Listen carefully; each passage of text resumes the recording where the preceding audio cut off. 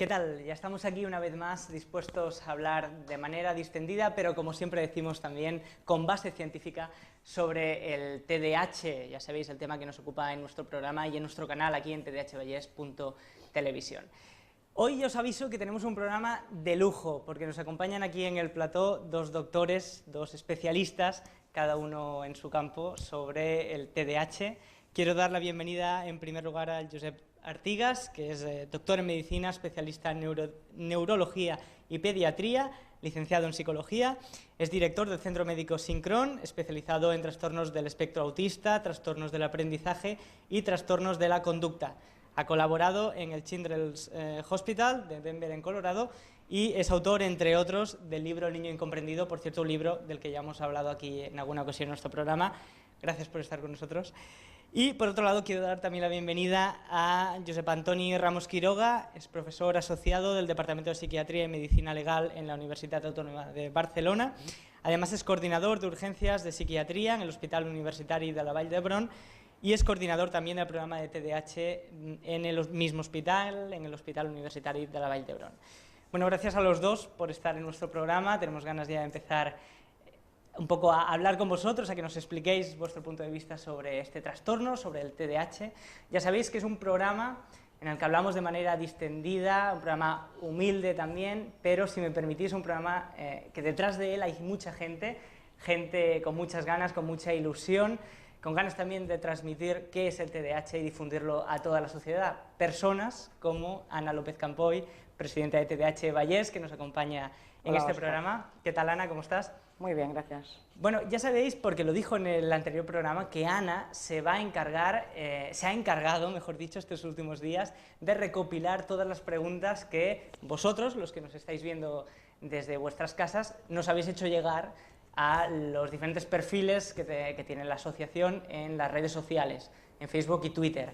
Ana ha ido recogiendo estas preguntas, las tiene bien apuntadas y por tanto pues vamos a tener también ocasión de poder plantear vuestras preguntas a los doctores que nos acompañan en nuestro programa.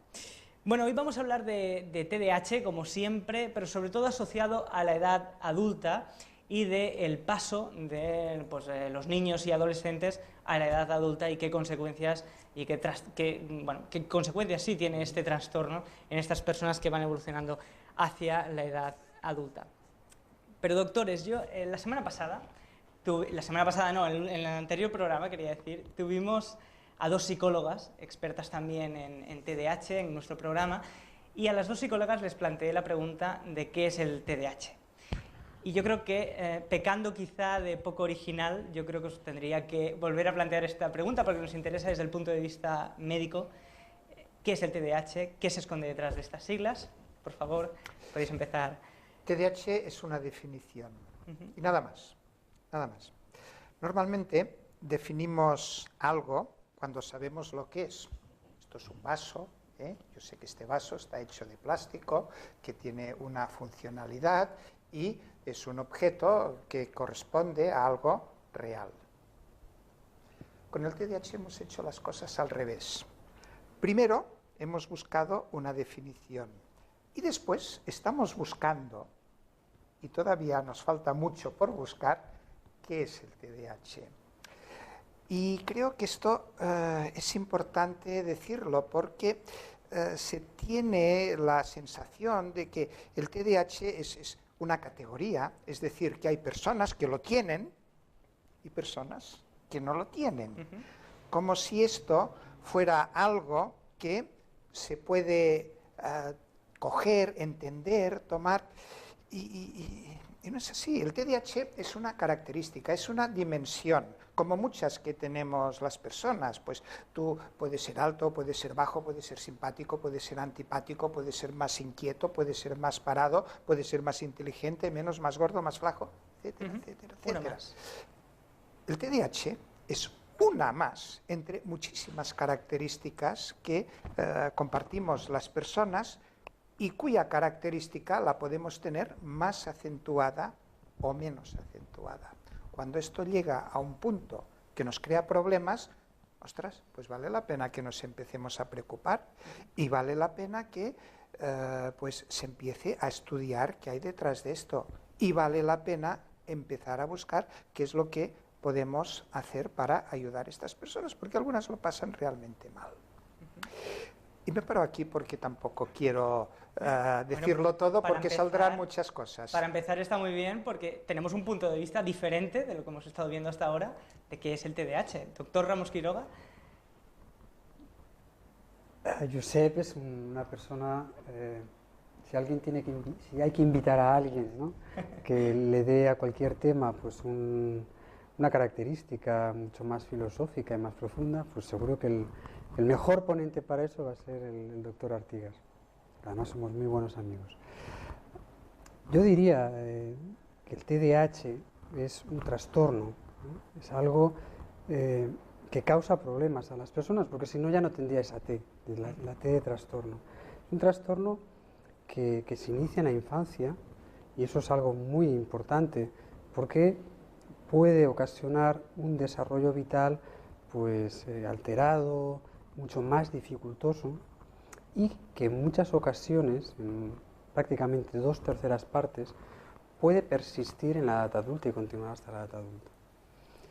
Como decía Josep, el TDAH se forma de una serie de características: la inatención, la hiperactividad, la impulsividad, probablemente también la inestabilidad emocional, aunque no esté recogido dentro de los criterios diagnósticos actuales.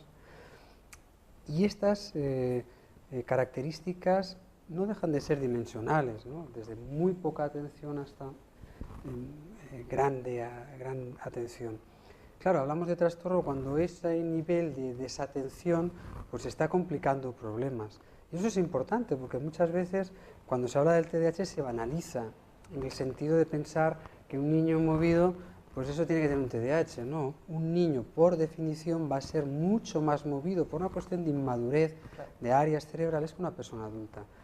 El TDAH implica problemas y dificultades, y un mensaje que a mí sí que me gustaría dejar como muy claro es que hoy día, y además todos los estudios lo demuestran de esa manera, cuando hacemos estudios poblacionales detectamos que hay muchas personas con TDAH que desgraciadamente hoy día todavía no tienen una atención correcta, que reciben otros diagnósticos, otras medicaciones, o no reciben ningún tratamiento y simplemente pues se tildan de vagos, poco válidos, y eso desde luego que puede alterar el desarrollo vital de esa persona, como decía antes. A pesar de esto que nos estáis explicando, todavía hay gente que considera que el TDAH no existe, que es una invención de los laboratorios, incluso de los profesores, de los padres. Bueno, esta cuestión es algo que es como un tranta, ¿no?, que salte y constantemente se habla de ello. Mira, la edad de oro de la psicofarmacología, en general, para la esquizofrenia, para la depresión, empieza en los años 50, 50 y tantos, 56, cuando se descubren los primeros psicofármacos. Curiosamente, el primer psicofármaco que se descubre para el TDAH es mucho antes de todo el boom de la psicofarmacología. Fue en el año 37 que se descubrió que una anfetamina podría ser útil. Luego, en el 57, se descubre el metilfenidato. Y cuando vamos a definiciones clínicas del trastorno, observamos que hay publicaciones a principios del siglo pasado que ya hablaban del TDAH y definían qué sintomatología podían tener estos pacientes mucho antes de tener cualquier psicofármaco para manejar y atender correctamente el TDAH.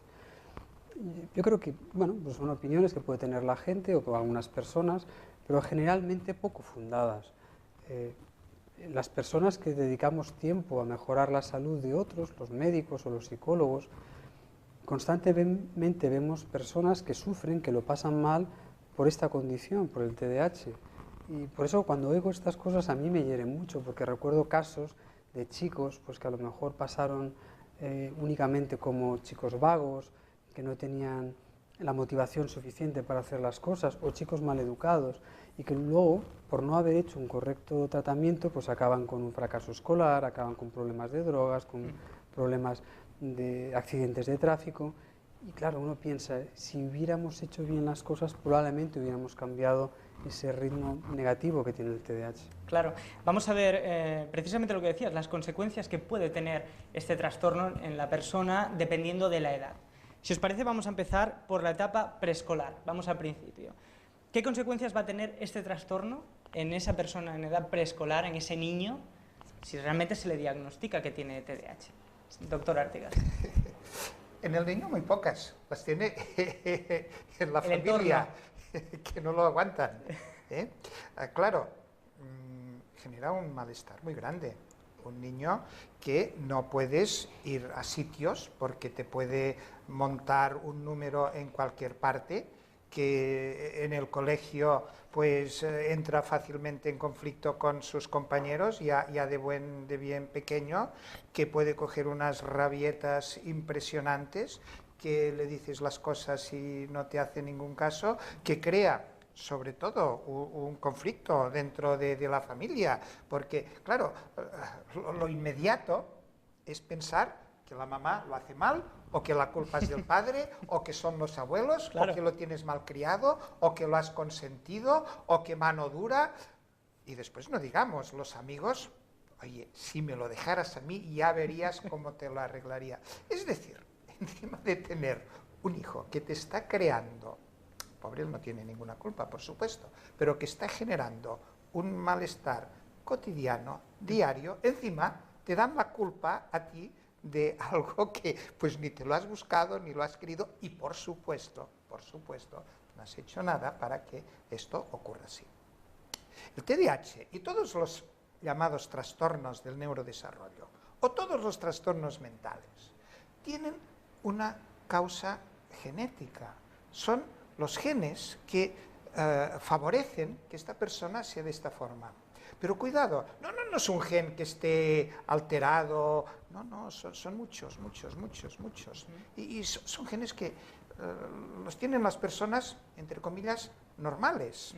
Lo que pasa que cuando cierta combinación pues acumula mucha potencia hacia determinado aspecto, entonces esto se expresa.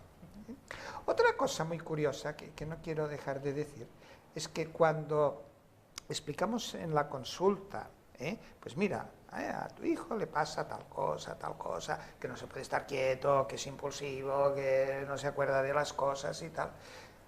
Es rarísimo que no te salga el papá, a veces la mamá, y diga, ostras, es que me estás describiendo como yo cuando era pequeño, y esto es casi constante.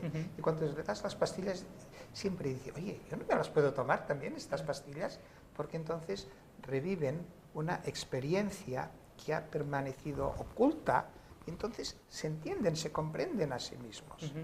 Claro, lo que decías antes, es una barbaridad banalizar esto, decir esto es un invento de los americanos o de la vida moderna o tal, o para vender fármacos. Es bestial, es muy triste que todavía se puedan decir estas cosas. Entre la comunidad médica, digamos, seria es pues, de los congresos, de las publicaciones, de la investigación, es que esto no se cuestiona. Nos cuestionamos infinidad de cosas, pero precisamente esta no nos la cuestionamos. Este niño va creciendo, llega a la edad, a la adolescencia, que ya de por sí para cualquier persona siempre nos ha sido, complicada, es una etapa de cambio. Este niño que tiene TDAH, o niña que tiene TDAH, ¿cómo va a pasar esta adolescencia? Realmente supongo que tiene una diferencia abismal entre si está recibiendo un tratamiento adecuado o si no lo está recibiendo. Pues esa es una de las características quizá príncipes y más importantes. Como decía Josep, en la etapa preescolar sobre todo lo que se va a afectar es más el entorno, las dificultades que es manejar ese chaval. Cuando ya llegas a la etapa escolar y la adolescencia, algo que es tremendamente importante y bajo mi punto de vista básico para un buen pronóstico del TDAH es cuidar la autoestima del chaval. Es un chaval que crece, una chica que crece con nos, con mal, con castigos, con malos resultados en diferentes ámbitos. Y esto, si no hacemos un tratamiento correcto, pues nos va a minar la autoestima. Cuando llega la adolescencia, claro, uno se autocuestiona pues, muchísimas cosas de sus padres, de las normas sociales.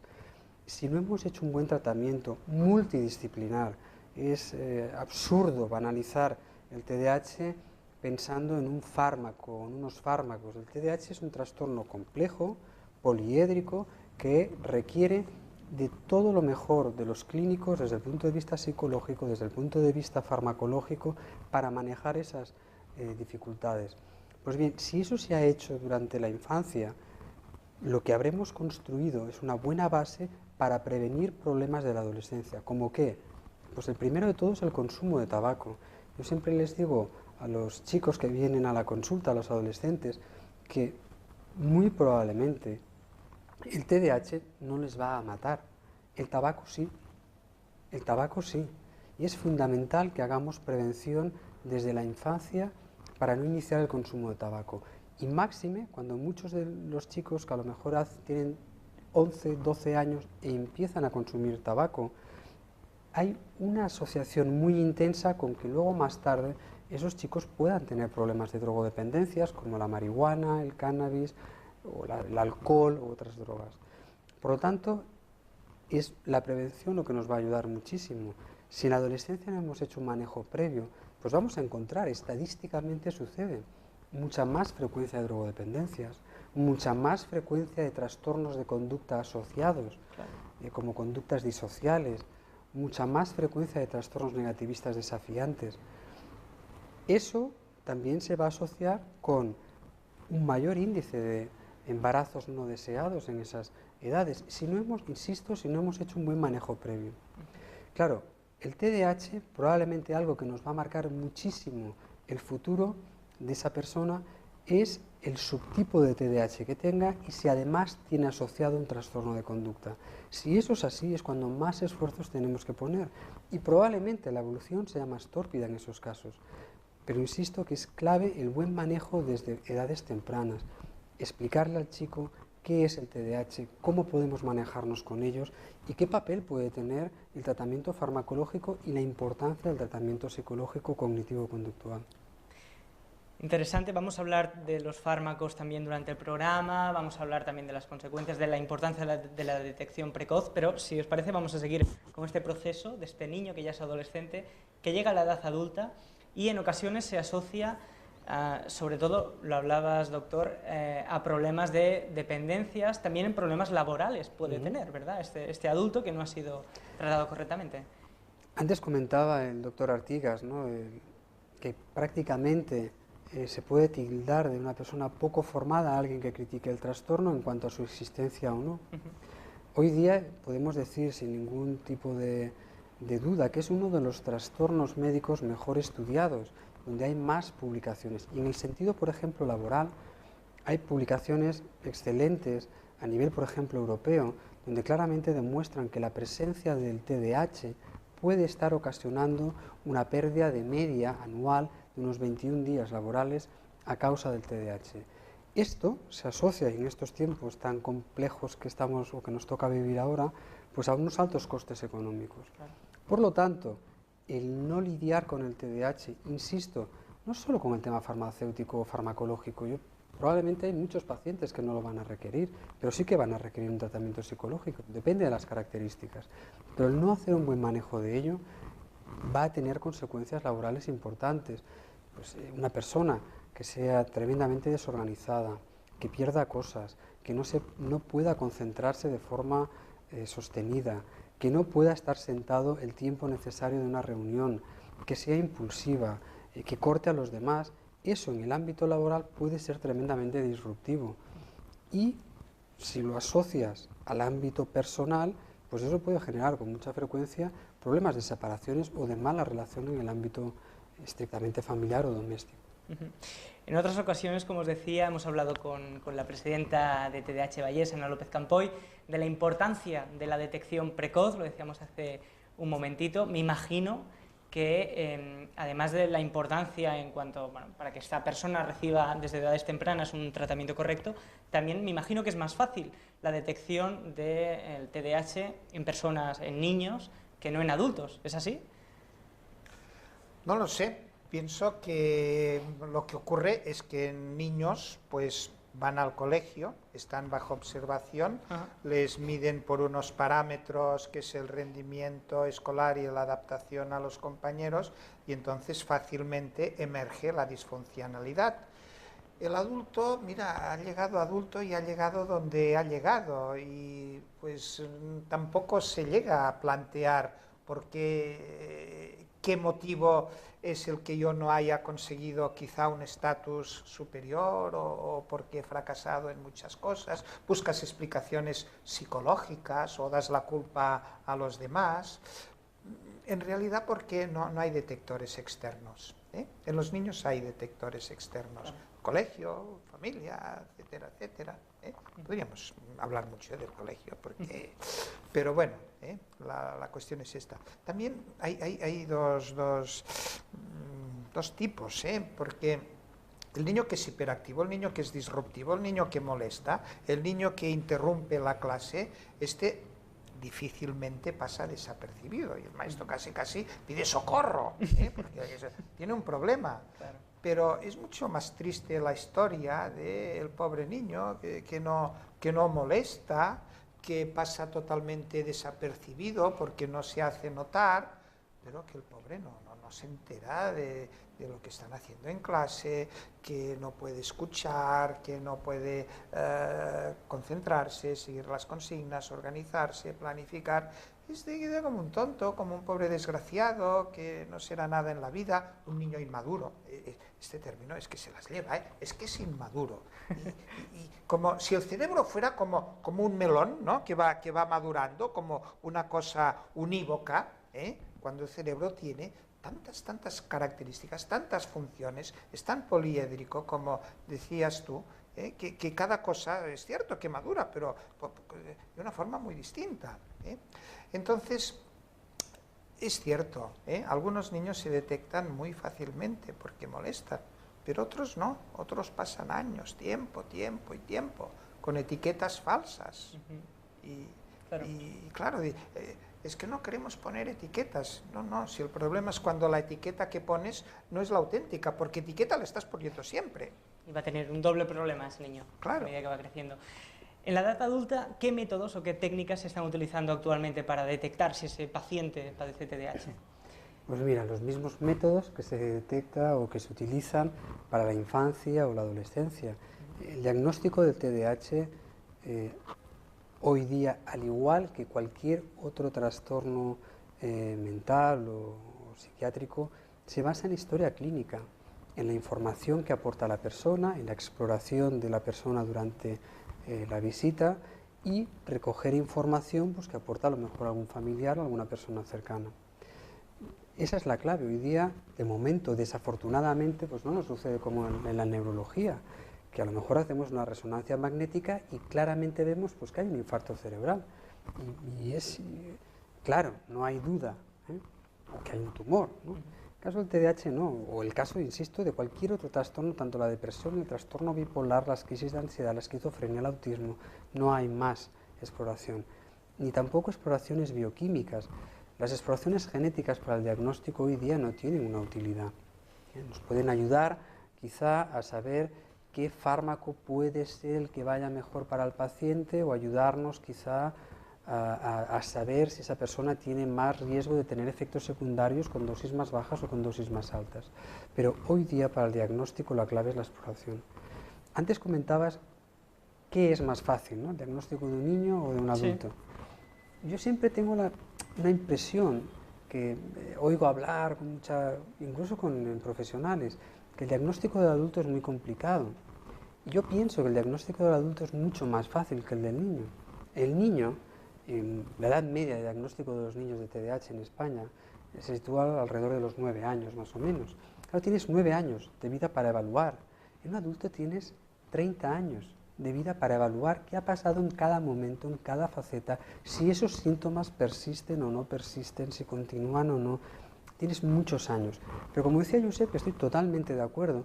El caso de los niños es paradigmático porque ellos están haciendo una tarea normal, su vida ocupa mucho tiempo, una tarea que es la escuela. Y la escuela en el fondo no deja de ser una tarea casi neuropsicológica, ¿no? Mantén la atención durante 45 minutos, una hora, coge apuntes, organízate, no te levantes. Claro, es más fácil que eso dé la cara. En el adulto, pues claro, verás que pierde cosas, que en el trabajo no va bien, y como decía Josep, pues se puede relacionar con otras muchas cosas. Alguien que conozca los síntomas del TDAH podrá reconocerlos fácil en un adulto. El problema es si tenemos profesionales o tenemos clínicos que no conozcan los síntomas del TDAH, por mucho que sea evidente y que esté ahí delante, si no conocemos lo que es un melón, nos lo pondrán delante y diremos que es una pieza ovalada de color verde, pero no le diremos que es un melón y que se puede abrir, se puede degustar y comer. Claro. Me imagino que pueden existir diferencias entre una persona que ha iniciado un tratamiento en la edad infantil que aquel que empieza ya en la edad adulta. Insisto que para nosotros eso es básico, porque teniendo claro que hay diferencias, no todo el TDAH es igual, no todo el TDAH va a tener consumo de drogas o no todo el TDAH va a tener graves problemas de fracaso escolar o de accidentes de tráfico. Dejando claro esto, sí que es verdad que una parte importante del TDAH que nos llega en la edad adulta joven, los 20 años, pues llega lo que yo denomino con metástasis, llega con el TDAH y algo más, con el TDAH y cocaína, con el TDAH y no haber superado unos estudios mínimos, con el TDAH y una muy mala relación familiar a consecuencia de los síntomas que ha dado el TDAH y que ha dificultado mucho la convivencia familiar. Claro, esa situación pues es más compleja de tratar. Cualquier oncólogo quisiera tratar un tumor pequeño, bien delimitado y que no tenga extensiones. Por lo tanto, aunque sea muy repetitivo, yo creo que es fundamental hacer un buen diagnóstico, que hoy día es factible. Los síntomas son claros, hay encuestas, hay, mejor dicho, hay entrevistas, escalas que nos permiten aproximarnos de una forma muy certera al diagnóstico, como podría hacer una prueba bioquímica para otro trastorno, como podría hacer una radiografía para cualquier otro trastorno. Pero yo quiero matizar una cosa porque si no el público se espanta. ¿Bien? Porque lo que tú dices es absolutamente real. Pero yo no me gustaría que, pues, porque aquí pueden haber papás, mamás que tienen un niño, que se quedaran con la idea de que su hijo pues es candidato a cocainómano, delincuente, marginado, etcétera, etcétera, etcétera. Lo que tú has dicho es absolutamente real, pero vamos a matizar una cosa. Hay un sesgo que hace que veis precisamente aquellos que tienen estos problemas. Pero esto no es todo, esto es una parte la más dramática, pero bien, muchísimos, por no decir la gran parte de los niños a los que les diagnosticamos TDAH, pues no van por estos derroteros, afortunadamente. Digo esto porque a veces se dramatiza más de la cuenta la situación. Esto es lo que yo comentaba antes, que es muy importante tener presente que hay diferentes tipos de TDAH y que la evolución no va a ser siempre igual, que aunque en las estadísticas o en las investigaciones observes que hay una mayor asociación con esos problemas, eso no es homogéneo para todo el TDAH. Y por ejemplo, pues el TDAH inatento probablemente va a tener menos impacto en el sentido de trastornos de conducta, drogodependencias, que el TDAH pues que tenga otros trastornos asociados, ¿no?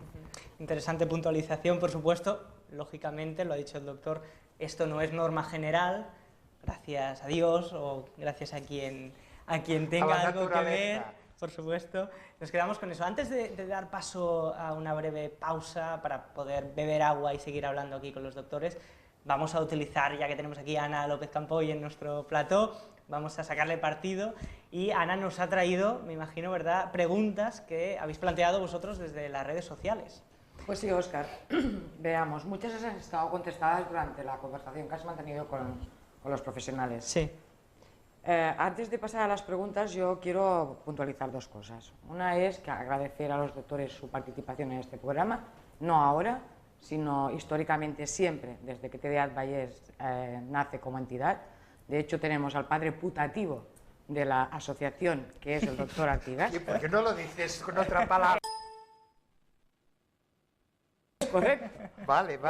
Y después tenemos al doctor Ramos Quiroga, que es precisamente uno de los profesionales que más pacientes lleva después del doctor Artigas, de los nuestros, de la asociación en adultos, ¿no?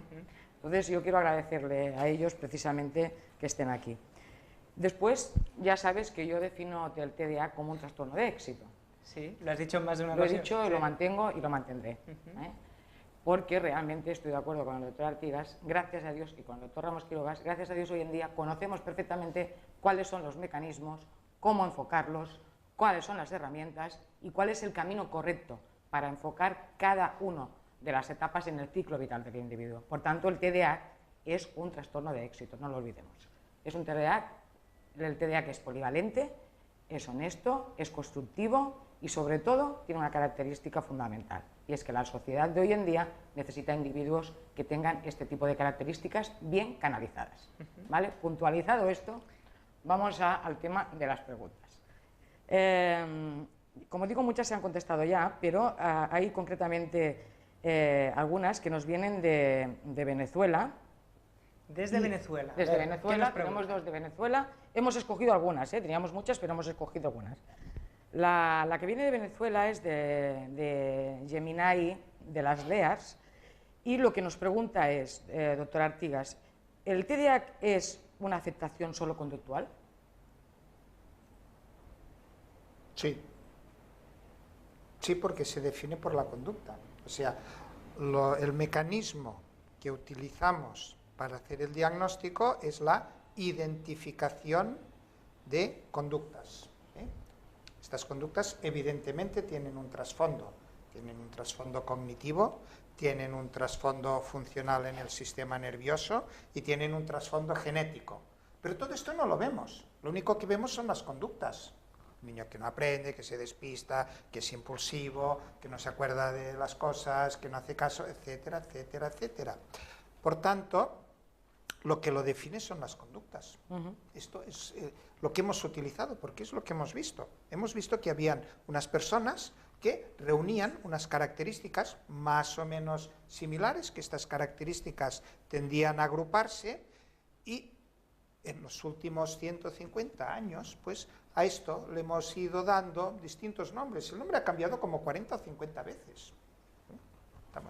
Estamos persiguiendo algo, y todavía no hemos llegado al final.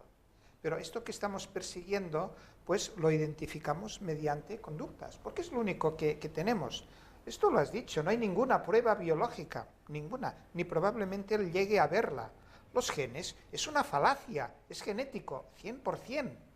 Pero hay tantos genes, es tan variable, hay genes que tienen una influencia importante, hay genes que tienen un poquito, hay genes que el mismo gen que puede tener que ver con el TDAH, puede tener que ver con el autismo o con la esquizofrenia, porque se expresa de forma distinta en una persona o en otra, y depende a veces de factores ambientales que llamamos epigenéticos.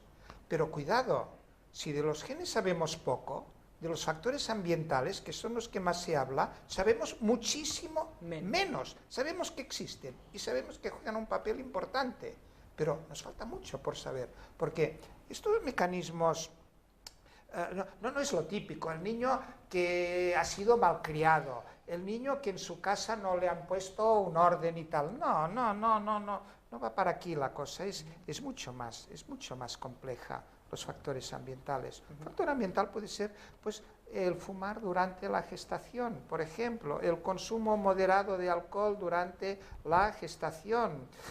Cosas que se nos escapan, solo sabemos unas pocas. ¿Alguna pregunta más, Ana? Sí, ¿tenemos? una pregunta más antes de ir a la pausa, y es para el doctor Ramos. Quisiera puntualizar brevemente, porque a lo mejor la pregunta llevaba alguna confusión idiomática. Cuando hablamos de trastorno de conducta, en Estados Unidos se habla mucho del conduct disorder, y en América no es un trastorno de conducta disocial, o no es un trastorno negativista desafiante, pero sí es un trastorno que, como decía el doctor Artigas, por conductas, base a la sí que haya esta connotación. Podríamos decir, no es el trastorno de conducta, es un trastorno de conductas, que es lo que... Bien, pues nos quedamos con esa respuesta. Una pregunta concreta para Sí. el doctor Ramos, que nos viene concretamente esta viene de Barcelona.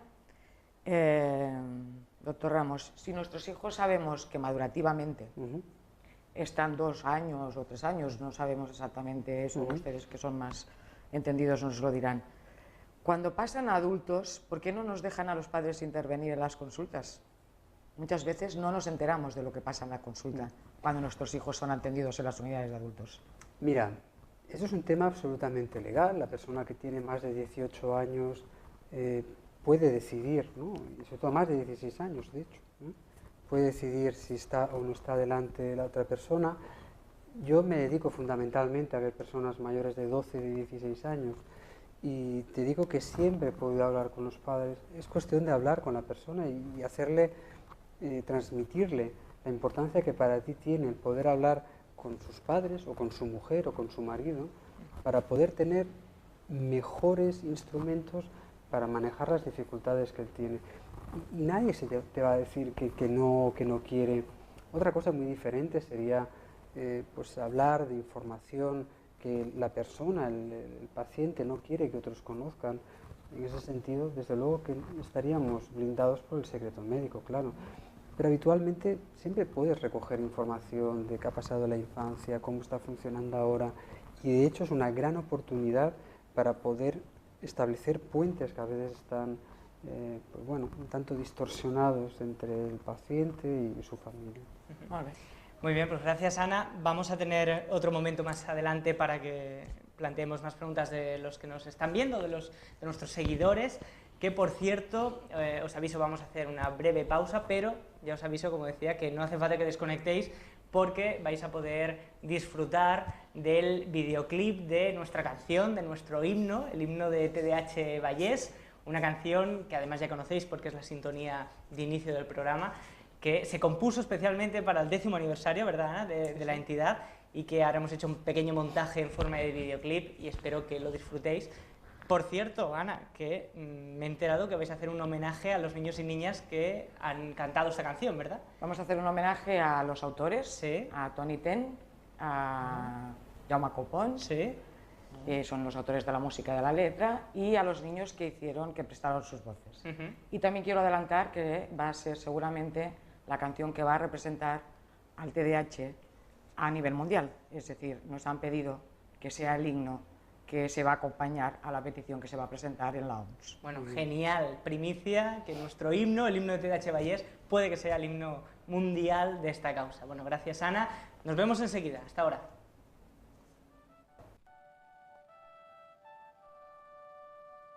Diuen que jo ho trencava tot, diuen que no en tenia res, diuen que era esgotador, diuen que sempre estava distret, diuen que no feia cas, diuen que no escoltava mai, diuen que ho perdia tot, diuen que podia fer més. De tot això que deien res no m'agradava, fins que vaig saber per omplir un oceà, per omplir un oceà.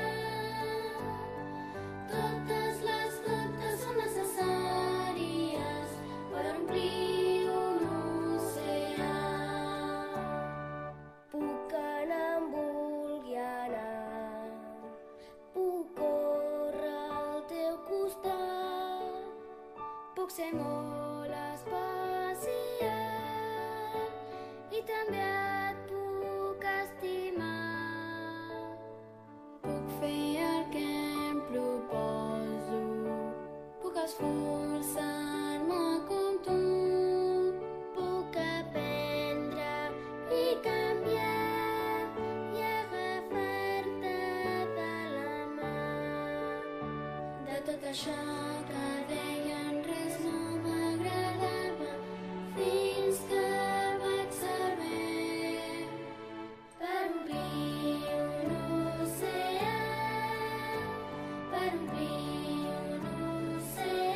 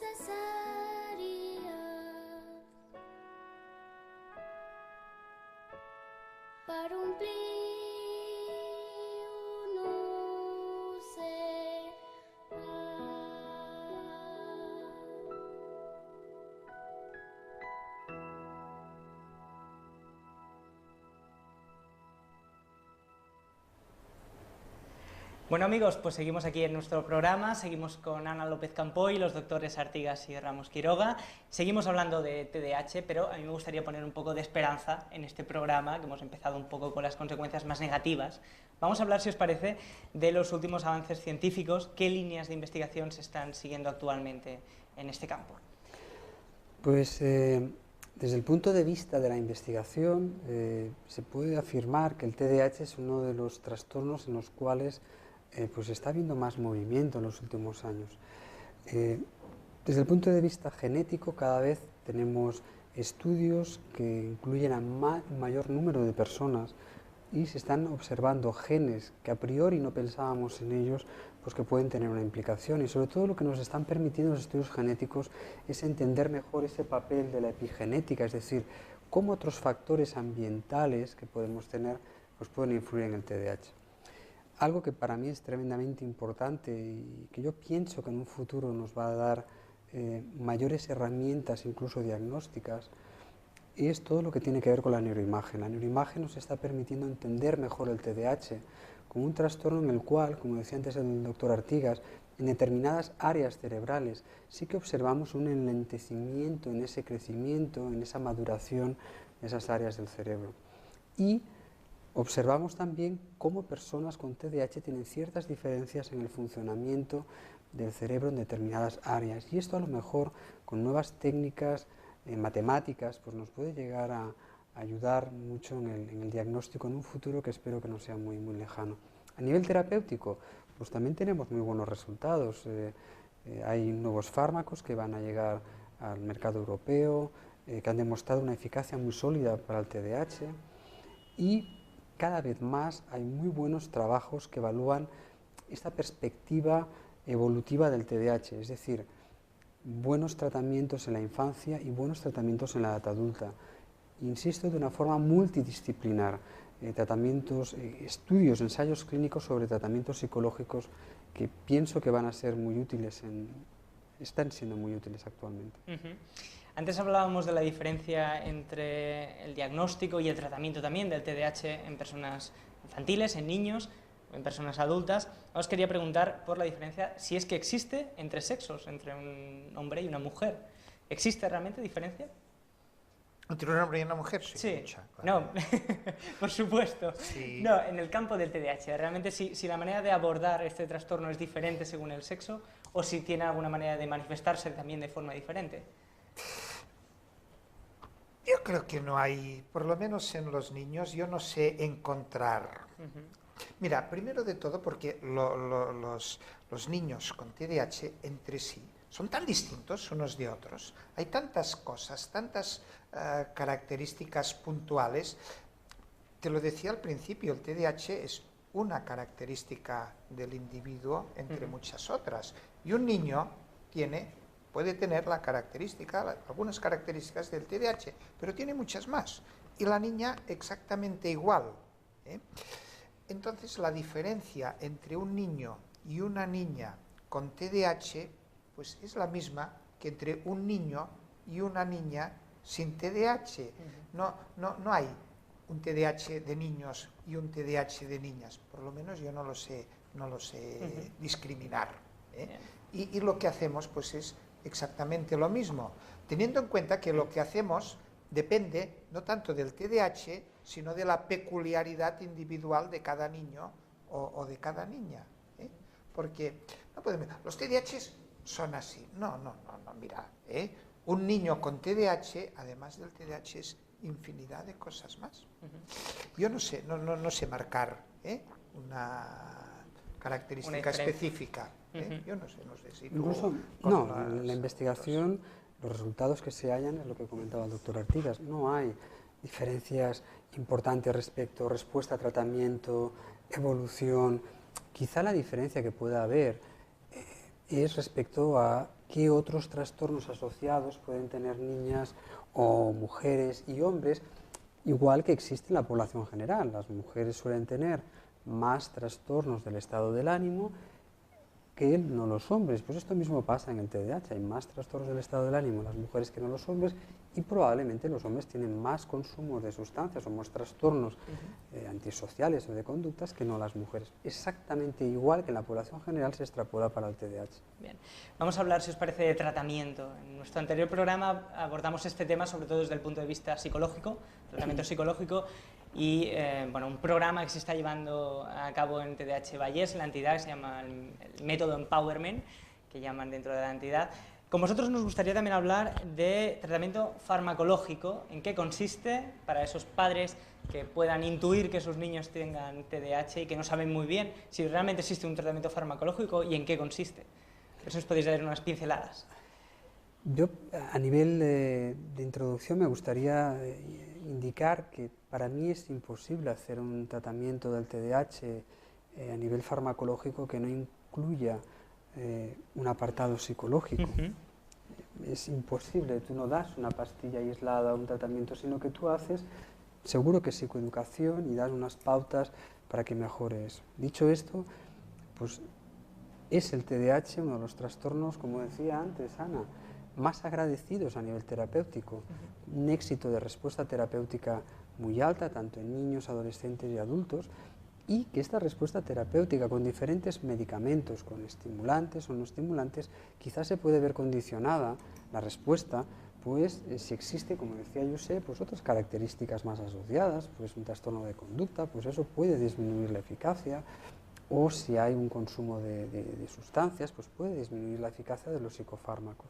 Pero en términos generales existen diferentes opciones terapéuticas y con un largo historial detrás de ellas, es decir, no estamos hablando de medicamentos que no hayan tomado millones de personas en el mundo. Eso nos aporta pues muchos datos de seguridad. Claro. Sí. Hay un tratamiento que yo creo que es quizá, no sé si el más importante, pero si no, casi, ¿eh? Y es muy barato, es muy económico y muy funcional. Consiste simplemente en comprender estos niños. Se pretende en los colegios que el niño se tiene que adaptar a una estructura rígida, poco individualizada, dudosamente óptima, tiene que hacer los deberes, tiene que hacer los exámenes en el mismo tiempo y en las mismas condiciones que los otros niños, tiene que espabilarse, si no te enteras es tu problema, etcétera, etcétera, etcétera. Simplemente, con que los colegios, hay muchos que lo hacen excelente, o sea, de maravilla, pero muchas veces te das cuenta de que el niño sufre, se siente con una baja autoestima por el suelo, le están transmitiendo el mensaje que será un desgraciado toda su vida porque no aprende a veces cosas que no sirven para nada, se magnifica que si hace buena letra, que si al tras, que si chorradas, que si tienes en cuenta la trascendencia que va a tener aquello, es insignificante. Y se magnifican pequeños problemas y se pierde de vista la funcionalidad que debe tener la escuela en cuanto a facilitar, no obstaculizar el desarrollo de un individuo. Y esto quiere decir entender a este individuo como tal. Esto es válido para los TDAH, pero es válido para los niños que tienen dislexia, para los niños que tienen problemas en el cálculo, para el niño que es muy ansioso, para muchísimas cosas. Y esto realmente es dramático. Esto es un tratamiento, si es que le quieres llamar tratamiento, cuyo coste es muy bajo y cuya eficacia es elevadísima. Ya le podemos dar pastillas, ya podemos llevarlos a psicólogos, que si llega a clase y aquello se convierte en una tortura diaria. Y utilizo este término sin exagerar. Aprovechamos, por supuesto, para hacer un llamamiento a los profesores que nos estén viendo para que hagan el esfuerzo de entender... los que nos están viendo lo hacen de maravilla, bueno, que por esto nos están pues, viendo. Lo que nos están viendo, que avisen. Que lo digan a los demás. Exactamente, que difundan la importancia de entender y de esforzarse también por entender a estas personas con necesidades especiales. Tenemos muy poco tiempo. Sí, pero Ana, hay dos sí. preguntas relacionadas con el tema de la Sí, medicación claro. que me parecen importantes de contestar. Una es de Iván Mayo Méndez y dice: ¿con el uso continuado del medicamento, en este caso el metilfenidato, a largo plazo, se cura el trastorno? No se cura porque no es una enfermedad. Se cura un cáncer, se cura una pulmonía, se cura una gripe, pero algo que tú eres no se cura porque no es una enfermedad, es una característica tuya. Lo que ocurre es que tú vas a aprender y vas a adquirir mecanismos para que esto te deje de causar problemas. Por esto en el adulto la intervención de terapia cognitiva funciona muy bien, porque lo que hacen es ayudarle a adquirir estrategias, trucos, cosas que evitan que esto te cause problemas. Pues todos somos más o menos Y una segunda despistados. pregunta al doctor Ramos. Toni, una madre concretamente nos dice: si no hay ni un TDAH igual, ¿por qué los medicamos a todos con el mismo medicamento? Cuando decimos que no hay un igual, es que tienen otras cosas, pero la característica TDAH sí que es común a todas aquellas personas que decimos que tienen un TDAH. No hay una persona con diabetes igual, porque habrá un diabético más tímido, otro menos tímido, uno más desconfiado, otro más agresivo. Pues esto pasa con el TDAH igual. La característica TDAH es común a todos ellos y por eso siempre el tratamiento tiene que ser extremadamente individualizado y adaptarte a las necesidades de aquella persona. Nosotros decimos a nivel general, mejor hacer este tratamiento primero, mejor, porque son grandes recomendaciones, pero tú tienes que adaptar esas grandes recomendaciones a la persona de forma individualizada, seguro. Pero y hay otra razón, y es que no tenemos muchos fármacos, tenemos 2 y medio, pero claro, tampoco es que tenemos mucho para escoger. Claro. A lo mejor sí, si tuviéramos 20, pues mira, podríamos para la epilepsia, ¿Y esta? pues hay digas. Y esta es la gran paradoja del TDAH. Fíjate que hablábamos del tema de los medicamentos, la industria farmacéutica. Pues en España solo disponemos de 2 psicofármacos registrados para el TDAH. Me cuesta entender un trastorno que haya tanto interés comercial que en el mercado español o en el mercado europeo solo existan 2, como decía Josep, 2,5 en algún país, o 3. ¿Cuántos antiinflamatorios conocemos? Claro. ¿Cuántos fármacos para la hipertensión arterial? ¿Cuántas insulinas diferentes? Al TDAH 2. Bueno, nos quedamos hasta aquí en este programa. Nos encantaría seguir hablando porque la verdad que se nos ha pasado muy rápido el programa. Nos lo hemos pasado muy bien. Además, yo hablo a nivel personal ahora, ha sido muy enriquecedor compartir estos minutos con vosotros. Y bueno, ponemos el punto y final a este programa. Gracias de verdad al doctor Artigas, doctor Ramos Quiroga. Gracias también a Ana López Campoy, presidenta de TDAH Vallés, por vuestra asistencia. Y dejadme que os recuerde un par de cosas antes de despedirnos. La primera, nos vemos, como siempre, en las redes sociales. Ya sabéis, los perfiles de TDAH Vallés y también del Niño Incomprendido, Facebook y Twitter, seguidnos y ahí nos encontraréis. Y también deciros que nos podéis ver este programa y todos los anteriores cuando queráis en nuestra página web tdhvalles.tv. Aprovecho para mandaros un abrazo y un feliz año de parte de todo el equipo de TDAH Vallés y nos vemos, espero, muy pronto aquí en tdhvalles.tv. Hasta pronto.